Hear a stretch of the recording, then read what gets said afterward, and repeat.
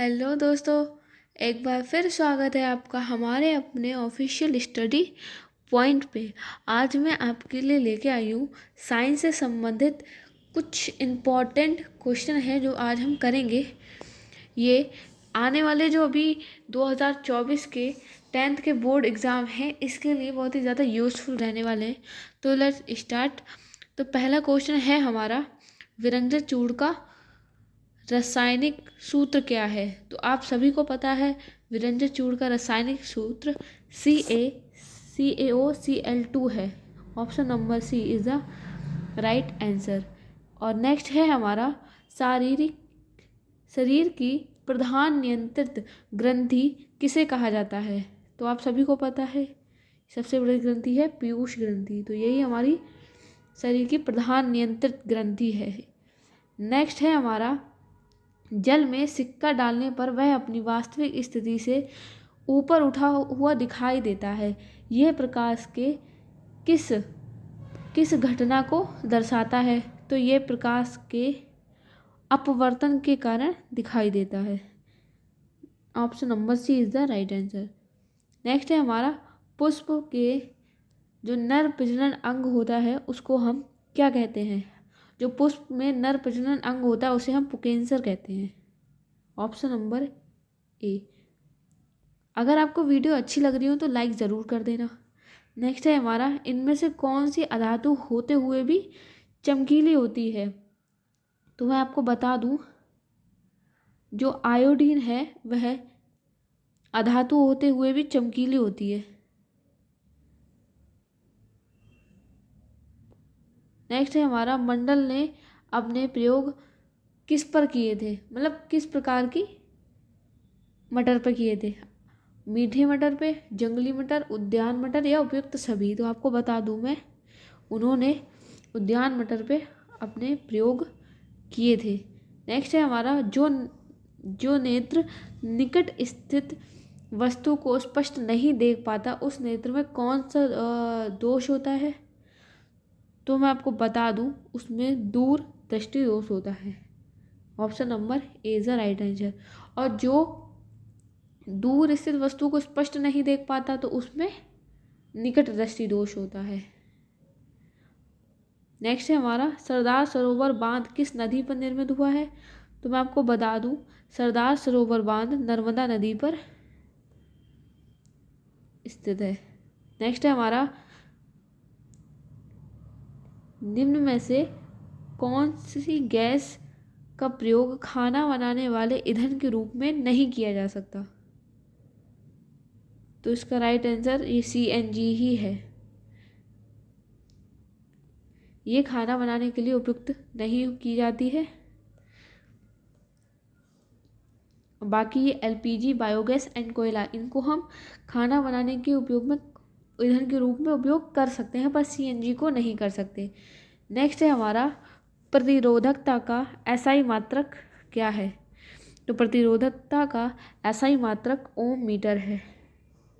Next है हमारा, मानव मादा के जनन तंत्र का भाग नहीं है। मानव मादा यानी कि जो फीमेल मादा होती है उनमें कौन सा जनन तंत्र का भाग नहीं है? तो आपको बता दूं, अंडाशय, शुक्रवाहिका। ऑप्शन नंबर सी, यह मादा जनन अंग तंत्र का भाग नहीं है। नेक्स्ट है हमारा, मानव के गुणसूत्र यानी कि क्रोमोसोम की संख्याएं कितनी होती हैं? तो आप सभी को पता है क्रोमोसोम की संख्याएं 46 होती हैं। Option number B is the right answer. पर अगर आपसे पूछा जाए कितने जोड़े गुणसूत्र होते हैं, तो 22 जोड़े, पर टोटल होते हैं 46 और जोड़े होते हैं 22। नेक्स्ट है हमारा, चिप्स के पैकेट को विकृता गंधित से बचाने के लिए कौन सी गैस भरी जाती है उसमें? तो आप सभी को बता दूं मैं, नाइट्रोजन गैस उसमें भरी जाती है। नेक्स्ट है हमारा, इनमें से कौन सी धातु विद्युत व ऊष्मा का कुचालक है? तो इसका राइट ऑप्शन है lead. Option number D. Next हमारा, मानव नेत्र के किस भाग पर वस्तु का प्रतिबिंब बनता है। तो मानव नेत्र के जो वस्तु पर प्रतिबिंब बनता है वह रेटिना यानी कि दृष्टिपटल पर बनता है। नेक्स्ट हमारा विभवांतर को मापने वाला यंत्र है। विभवांतर को मापने वाला यंत्र जो है उसे हम वोल्ट मीटर कहते हैं। Option number C is the right answer. Next है हमारा सौर कुकर के लिए कौन से दर्पण सर्वाधिक उपयुक्त होते हैं। तो सौर कुकर के लिए जो अवतल दर्पण होता है वह उपयुक्त किया जाता है। विद्युत शक्ति का एसआई मात्रक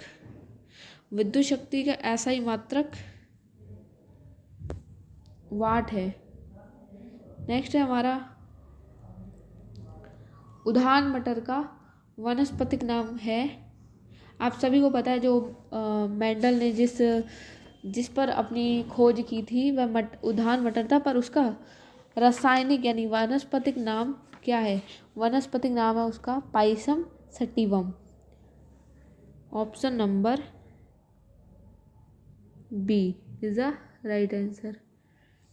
नेक्स्ट है हमारा तारों के टिमटिमाने की व्याख्या किस सिद्धांत पर आधारित है। तो आप सभी को पता है कि तारों के टिमटिमाने की जो व्याख्या है वह प्रकाश के अपवर्तन के सिद्धांत पर आधारित है। Option number A is the right answer. Next है हमारे सूर्य की परावैंगनिक किरणें मनुष्य में कौन सी बीमारी उत्पन्न करती हैं। तो जो सूर्य की जो परावैंगनिक किरणें निकलती हैं वह हमारे शरीर में मानव शरीर में त्वचा का कैंसर बीमारी उत्पन्न करती है। नेक्स्ट है हमारा उपज का उपचार करने के लिए निम्न में से किस औषधि का उपयोग करते हैं। तो आप सभी को पता है एंटासिड प्रतिअम्ल इसका दूसरा नाम। नेक्स्ट है हमारा वाहनों के पश्च दर्पण के रूप में किस दर्पण का प्रयोग करते हैं। वाहनों के जो पश्च यानी कि जो पीछे का दर्पण होता है जो साइड कार में लगा होता है साइड में, तो उसमें हम किस दर्पण का उपयोग करते हैं। तो आप सभी को पता है उत्तल दर्पण। जो कार होती है उसके जो साइड में बाहरी तरफ जो लगे होते हैं दो शीशे जिन पे हम पीछे के वाहन देखते हैं उनमें यही उत्तल दर्पण लगा हुआ होता है। इसको आप याद रखना। नेक्स्ट है हमारा समजात अंगों का उदाहरण है। हमारा हाथ तथा कुत्ते के अग्रपद, हमारे दांत तथा हाथी के दांत, या आलू एवं घास के ऊपरी भूस्तरी, या उपयुक्त सभी। तो आपको बता दूं मैं यह तीनों ही समजात अंगों का उदाहरण है। नेक्स्ट हमारा वायुमंडल ओजोन हमारे पृथ्वी की किससे रक्षा करती है। तो वायुमंडल में जो ओजोन गैस है वह हमारी सूर्य की परावैंगनिक किरणों से रक्षा करती है। नेक्स्ट है हमारा किसी गोलीय दर्पण की वक्रता त्रिज्या 50 सेंटीमीटर है तो इसकी फोकस दूरी कितनी होगी। तो आपको मैं बता दूं कि फोकस दूरी हमेशा आधी ही रहती है, तो 25 centimetre is the right answer. Next है हमारा आयोडीन की कमी से कौन सा रोग होता है। तो आयोडीन की कमी से गहना रोग होता है। Option number A is the right answer. Next है हमारा श्वसन किस प्रकार की क्रिया है। श्वसन हमारी किस प्रकार की क्रिया है। तो आपको बता दूं मैं श्वसन हमारी ऊष्माक्षेपी प्रक्रिया है। Option number D is the right answer. Next है हमारा विद्युत धारा का एसआई मात्रक क्या है। विद्युत धारा का एसआई मात्रक एम्पियर है। Option number A is the right answer.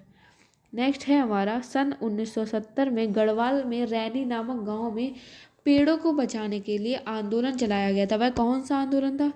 तो आप सभी को पता है वह चिपको आंदोलन था, जिसमें पेड़ों को बचाने के लिए जो लोग थे वह आकर पेड़ों से चिपक जाते थे, इसी कारण उन्हें ऐसे बचाया गया था। नेक्स्ट है हमारा इंसुलिन की कमी से कौन सा रोग होता है। तो इंसुलिन की कमी से मधुमेह रोग होता है। कौन सा रोग। मधुमेह रोग।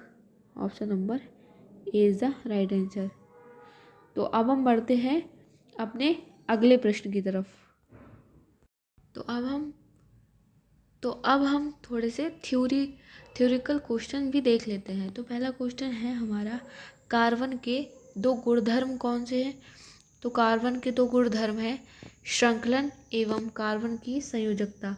ये पेपर में आने के चांसेस रहते हैं, तो आप इसको पेंसिल और पेन और बुक के साथ नोट कर सकते हैं। और अगर आपको वीडियो अच्छी लगे तो मैं और भी प्रीवियस क्वेश्चन लेके आऊँगी। नेक्स्ट है हमारा, मेंडलीफ ने अपनी आवर्त सारणी तैयार करने के लिए कौन सा मापदंड अपनाया था? तो उन्होंने अपने मतलब आवर्त सारणी में तत्वों को उनके मूल गुणधर्म और परमाणु द्रव्यमान तथा रासायनिक गुणधर्म में समानता के आधार पर व्यवस्थित किया था।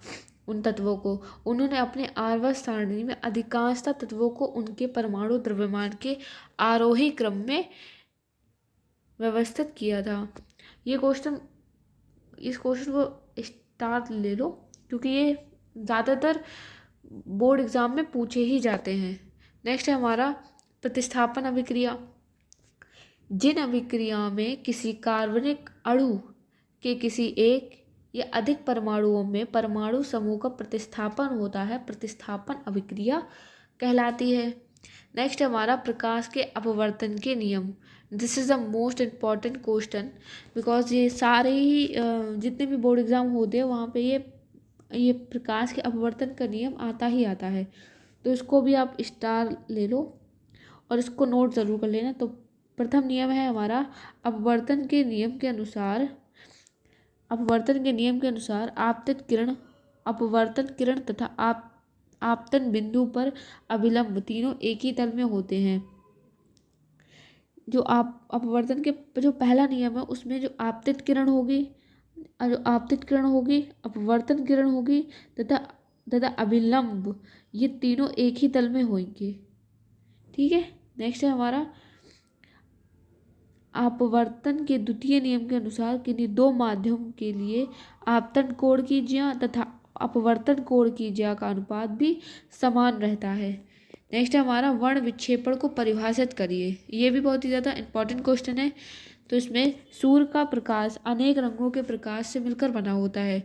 सूर्य के प्रकाश के संकीर्ण प्रकाश को पुनः श्वेत श्याम प्रकाश कहते हैं।